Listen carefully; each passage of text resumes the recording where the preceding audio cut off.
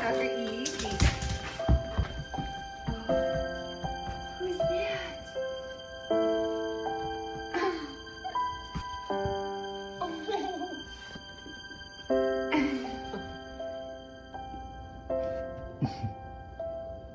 That's your daddy.